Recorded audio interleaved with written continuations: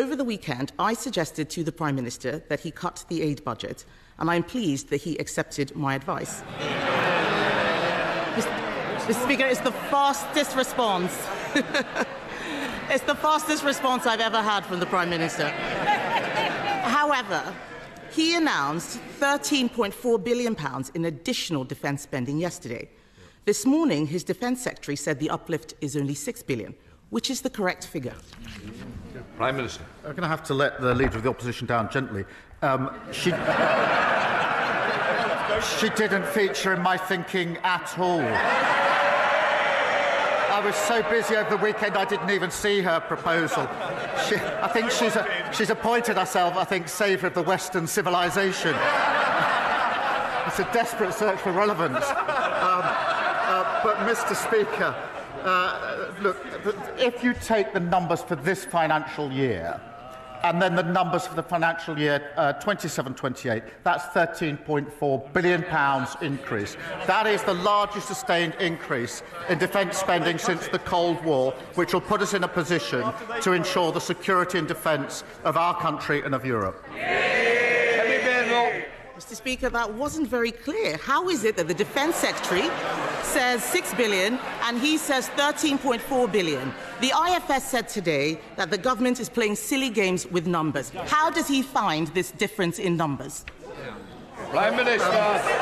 Mr. Speaker, we went through this 2 weeks ago, going through the same question over and over again. So let me say it.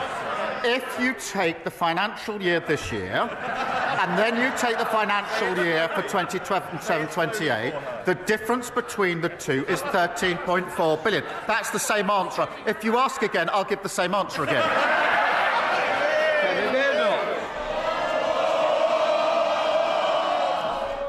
I'll decide when it's more.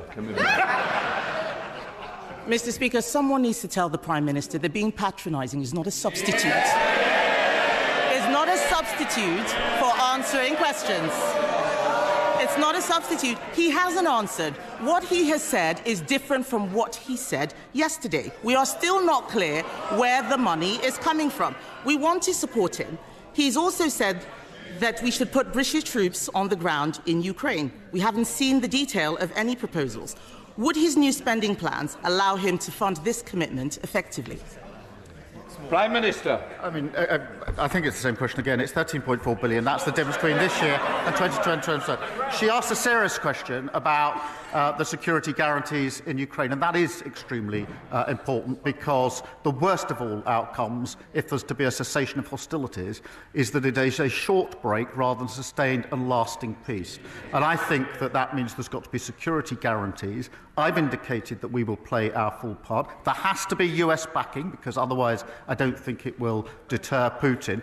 We are working on that. I'm having extensive discussions about it, not in a position to put details before the House, as she well knows today, but I'll continue down that route, because I want a lasting peace in Ukraine and Europe for the safety and security of Ukrainians, of Europeans, and, of course, for everybody in this country.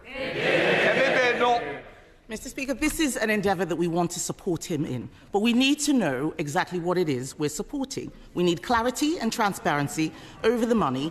We also need to know where this money is going. This morning, the Defence Secretary could not say if the Chagos deal would come out of the defence budget. Can he confirm to the House that none of the defence uplift includes payments for his Chagos deal? Prime Minister. Mr. Speaker, the additional spend I announced yesterday is for our capability on defence and security in Europe, as I made absolutely clear yesterday. The Chagos deal is extremely important for our security, for US security. The US are rightly looking at it. When it's finalised, I'll put it before the House with the costings. The figures being bandied around are absolutely wild of the mark. The deal is well over a century, but the funding I announced yesterday is for our capability to put ourselves in a position to rise to a generational challenge. That is what that money is all about, and I thought she supported it. Speaker, we need to make sure we are supporting a plan that is clear and transparent. Yesterday, the Prime Minister set an ambition for defence spending to reach 3% in the next Parliament. We agree with him, but this could be 2034, almost a decade away. That is too slow. We don't know how he will pay for it. We cannot raise taxes further.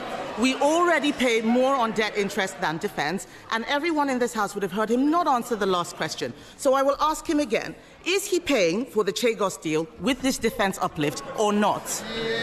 Prime Minister. I've just dealt with that question. She gave the money announced yesterday is going to our capability to put ourselves in a position to defend the security of our country, Europe and the UK. And she asked about defence spending. She gave what people have described as a rambling speech yesterday when she couldn't say what defence spending should be. We've been absolutely clear. We've set it out, a full, credible, costed plan, and I thought she supported it.